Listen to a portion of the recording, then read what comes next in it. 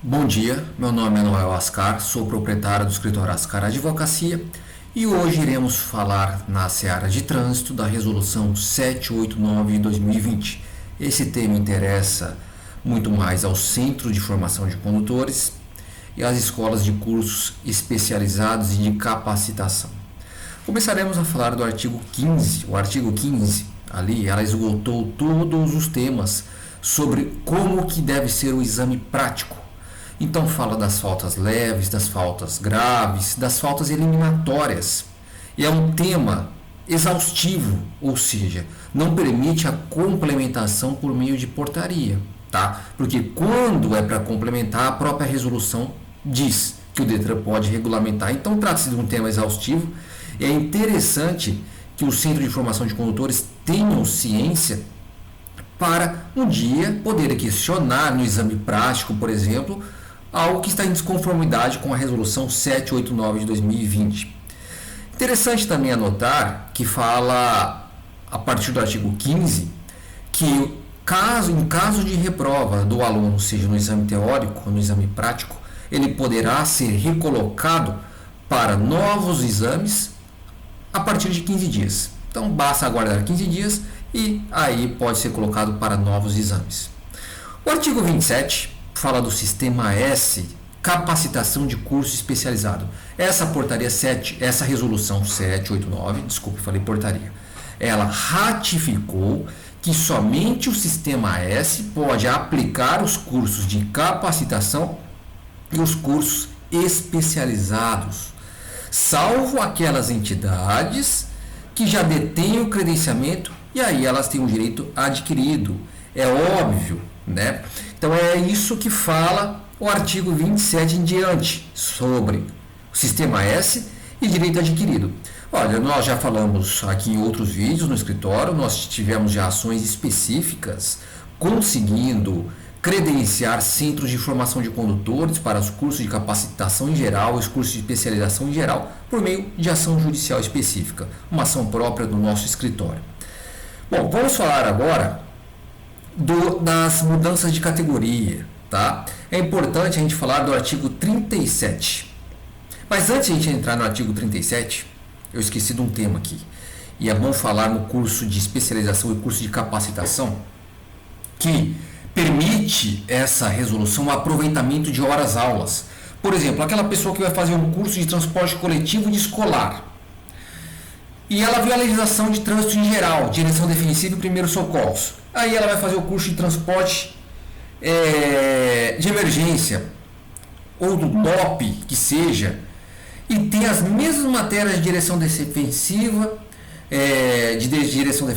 legislação de trânsito, de primeiros socorros, a mesma matéria. Essa resolução fala que pode ter aproveitamento, ele abater essas matérias. Ou seja, ela assistiria muito menos, e isso seria muito bom para o aluno, e seria bom para a escola também, otimizaria tempo.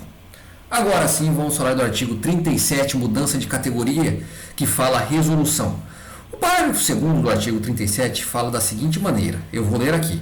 Quando o condutor, oriundo da categoria B, pretender mudar da categoria D para E, deve estar habilitado no mínimo 1 ano na categoria D. Isso é a resolução que fala. Quando aquela pessoa tinha a categoria B, ela esperou 2 anos na categoria B, daí ela vai lá e muda para a categoria D de dado. A resolução fala que ele tem que ficar 1 ano na categoria D de dado para habilitar-se na categoria E, tá? E isso acaba sendo um problema, porque o que o Código de Trânsito Brasileiro fala? O artigo 145 do Código de Trânsito Brasileiro fala da seguinte forma, que a pessoa tem que estar no mínimo 1 ano na categoria C para habilitar-se para a categoria E. Então não falou que tem que estar um ano na categoria D para habilitar-se para a categoria E, mas sim 1 ano na categoria C para a categoria E. Olha, aqui trata de silêncio eloquente do Código de Trânsito Brasileiro. O que significa isso, esse silêncio eloquente? É um silêncio proposital do legislador. Porque o legislador não quis de modo diferente. Aí vem uma resolução e cria uma restrição, um requisito a mais do que está na própria lei do parlamento.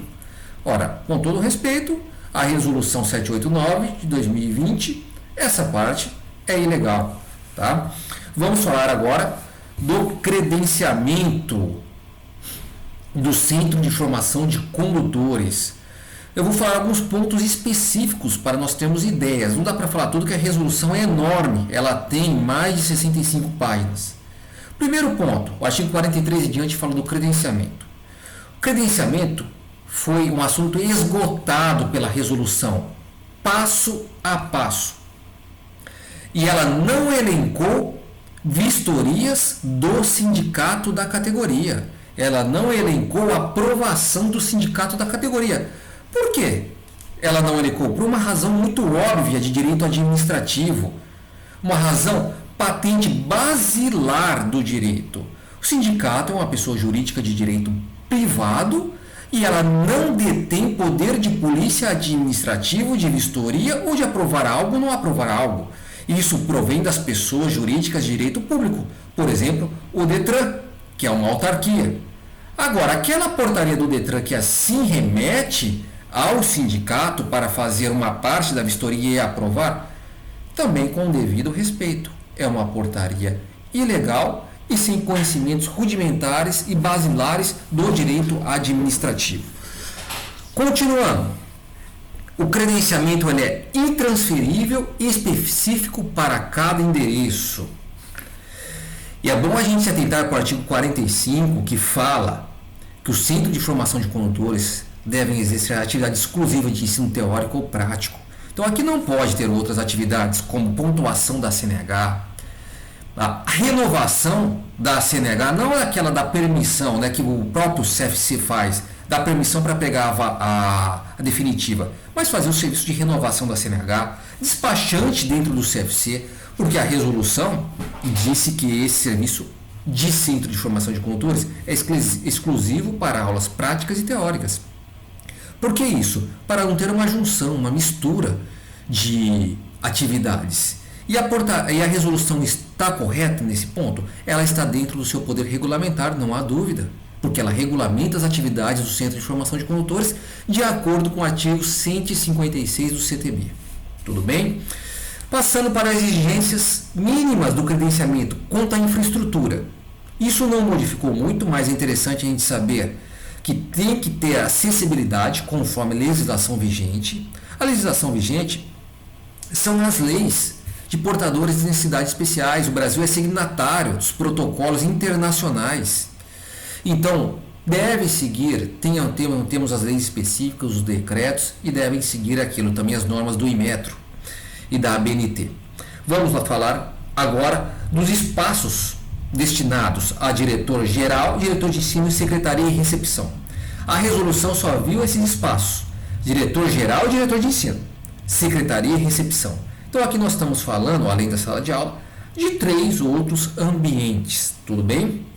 2 sanitários, sendo um feminino e outro masculino, com acesso independente da sala de aula. Né? Os 2 também devem ter acessibilidade. E a área específica de treinamento para a prática de direção veicular. E aqui, essa área de treinamento, ela é uma junção de aprovação do órgão executivo de trânsito, DETRAN, e muito mais do paço municipal, da prefeitura municipal, que cede esse espaço para essas aulas práticas. Tudo bem? Fachada.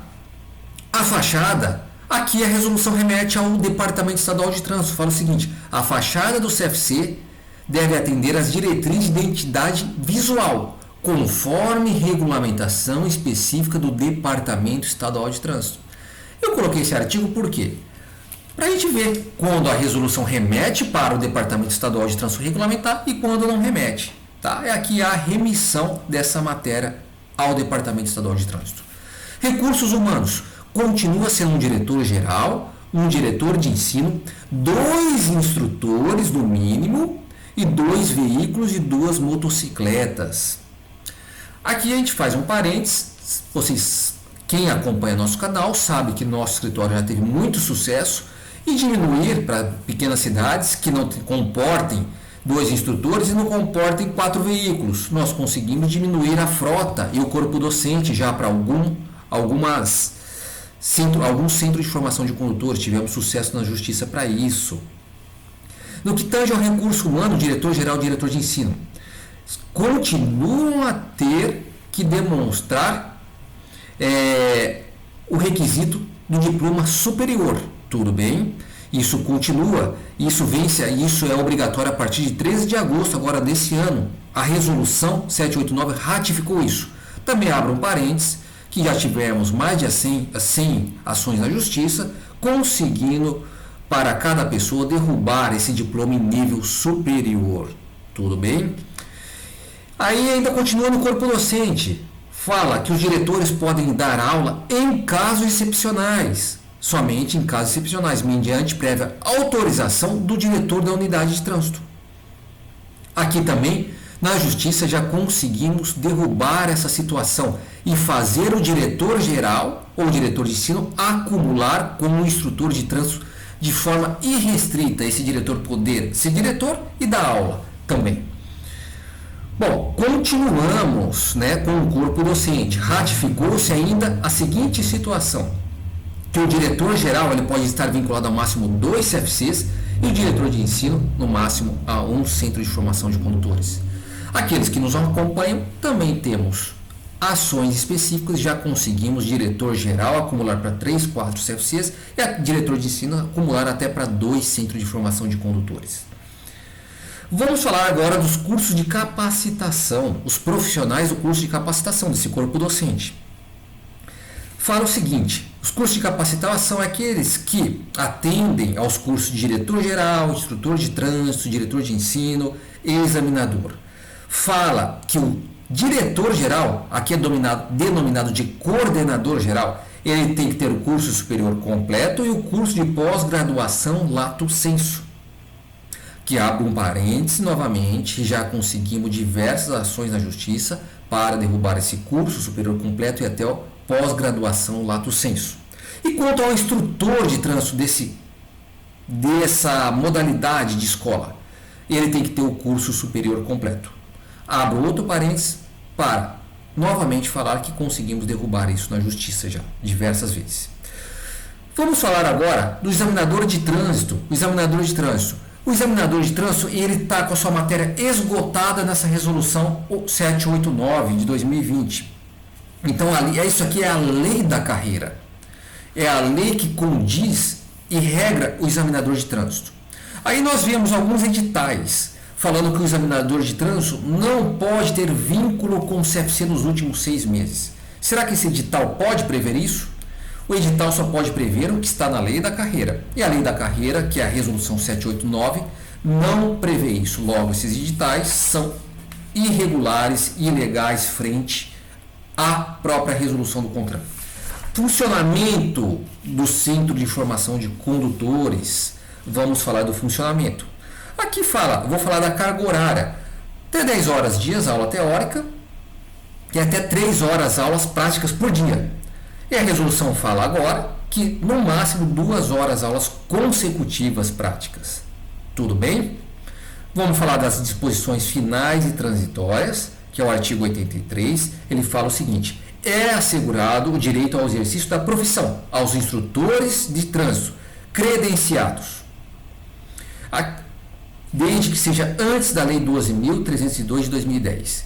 A Lei 12.302 de 2010 é a lei dos instrutores de trânsito. Ela trouxe diversos requisitos novos para esses instrutores de trânsito. Só que aqueles instrutores que já estavam credenciados anteriormente a essa lei, vinculados a algum CFC, ele tem um direito adquirido, ele não precisa se adequar. Aí vem o parágrafo único, fala: os demais profissionais que já estejam credenciados, aqui está falando de diretor geral, diretor de ensino, coordenador geral, está falando de instrutor de curso especializado. Os demais profissionais, eles devem se adequar a essa resolução até dia 13 de agosto de 2020. Ok? Espero que tenha ficado claro. Qualquer dúvida, estou à disposição. Um grande abraço e até a próxima.